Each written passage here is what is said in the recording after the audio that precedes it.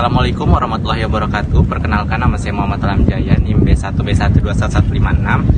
Kali ini saya akan mempresentasikan materi dari wawasan kemaritiman dengan dosen Dr. Elianti Agus Mokodompit SMSI dengan materi yang akan saya bawakan geomaritim dalam kacamata regional. Yang pertama ada konsep pesisir.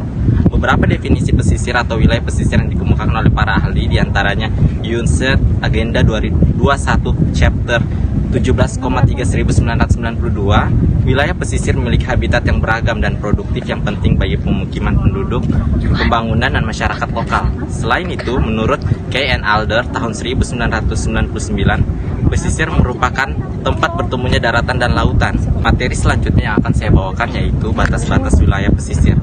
Ditinjau dari garis pantai, wilayah pesisir memiliki dua macam batas, yaitu batas yang tegak lurus terhadap garis pantai dan batas yang sejajar dengan garis pantai. Penentuan batas-batas wilayah pesisir juga dikemukakan oleh Dahuri dan kawan-kawan tahun 2009 yang pada umumnya digolongkan dalam 3 kriteria, yaitu pertama, batas administrasi dan hukum, yang kedua, batas linear secara arbiter tegak lurus terhadap garis pantai, dan yang ketiga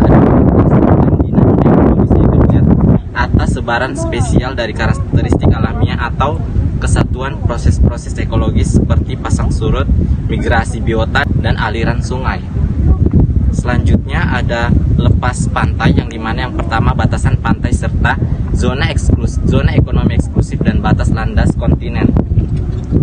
Zona ekonomi eksklusif adalah zona yang memiliki luas 200 mil dari garis pantai. Pada zona tersebut negara memiliki hak atas kekayaan dan potensi alam di dalamnya dan berhak menggunakan kebijakan hukum, kebebasan terbang di atasnya, bernavigasi maupun melakukan penanaman pipa dan kabel. Selanjutnya ada kegiatan-kegiatan di zona ekonomi eksklusif Indonesia.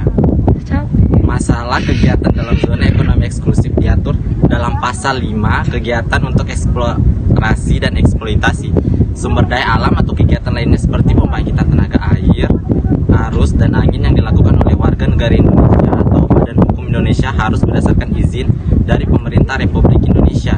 Namun untuk kegiatan yang dilakukan oleh negara asing, orang atau badan hukum asing harus berdasarkan hukum persetujuan internasional antara negara Republik Indonesia dengan negara asing yang bersangkutan. Selanjutnya batas luas dan lebar zona eksklusif.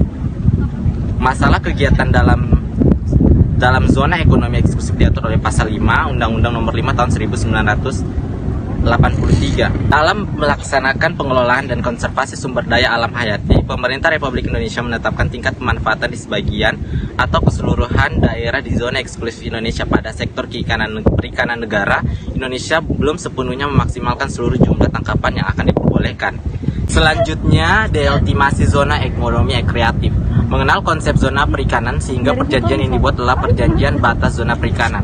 Perjanjian batas zona ekonomi eksklusif antar negara berdasarkan Konvensi Hukum Laut tahun 1982 masih belum banyak di Indonesia. Baru ditetapkan perjanjian zona ekonomi eksklusif hanya dengan Australia tentang penetapan batas zona ekonomi eksklusif dan batas-batas dasar laut tertentu yang ditandatangani di Perth 14 Maret tahun 1997. Selanjutnya, landas kontingen. Pada hakikatnya, awal mula lahirnya bahasan mengenai landas kontinen melalui pernyataan unilateral dan kadang melalui jalan konvensional yang kemudian dilanjutkan dengan Konvensi Perjanjian Jenewa tahun 1958 membuat ketentuan mengenai dasar laut dan disempurnakan dalam konvensi. Setelah tahun 1958, banyak negara yang mengeluarkan dan menerapkan undang-undang tentang landas kontingen dan membuat perjanjian yang didasarkan atas Konvensi Jenewa tersebut. Selanjutnya, hak-hak negara pantai.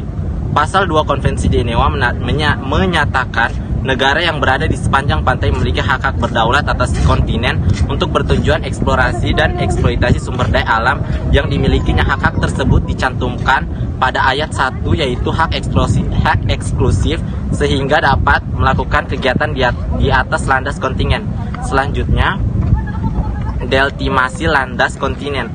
Dalam pasal 3 Undang-Undang Nomor 1 tahun 1973 mengenai landas kontinen Indonesia yang bunyinya, dalam hal landas kontinen Indonesia termasuk depresi-depresi yang terdapat di landas kontinen Indonesia berbatasan dengan negara lain. Penetapan garis batas landas kontinen dengan negara lain dapat dilakukan dengan cara mengadakan perundingan yang mencapai suatu persetujuan. Itu saja materi yang akan saya bawakan pada presentasi kali ini. Sekian dari saya. Wassalamualaikum warahmatullahi wabarakatuh.